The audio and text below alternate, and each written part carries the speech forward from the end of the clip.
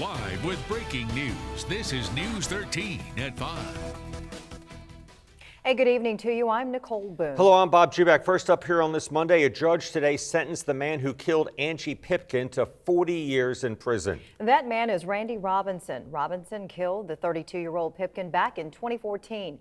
Last week, he pleaded guilty to voluntary manslaughter and obstruction of justice. We sent News 13's Taylor Hurlong to today's sentencing. She's live in Conway at the courthouse with what happened.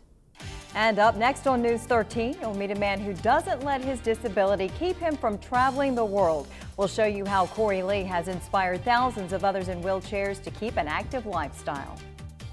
And we now have the name of the man who died during a shooting yesterday morning in Marion. I spoke with Marion County Deputy Coroner James Lee. He told me 20-year-old Rayshawn Graves of the Rains community died. Someone shot Graves at the Huddle House off Highway 76. I spoke with Marion Police Chief Dwayne Tenney before news time to get an update. He told me officers have arrested 2 people, but at this time police aren't releasing their names. He says the third person they're looking for is believed to be the shooter, but Chief Tenney says they're not releasing any information on this person either. I'll be following up with the chief later this afternoon. We'll keep you updated here on News 13 and online at WBTW.com. Horry County Police are getting ready for the holidays by putting more officers in problem areas, but you might not see them. News 13's Taylor Hurlong is at one of those places police are watching closely.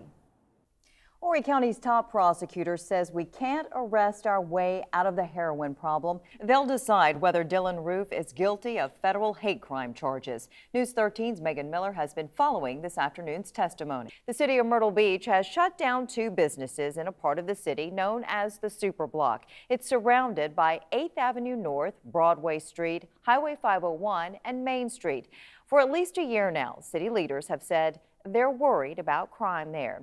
They've talked about restricting what kind of businesses can open there and also when they can be open. Now they've pulled business license for 2 nightclubs.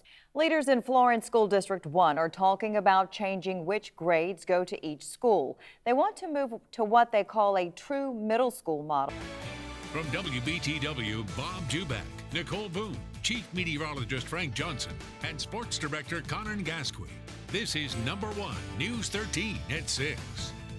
Some of the best high school football players in South Carolina are in Myrtle Beach for the North-South game this weekend. But today they went Christmas shopping with kids who might not get a gift otherwise.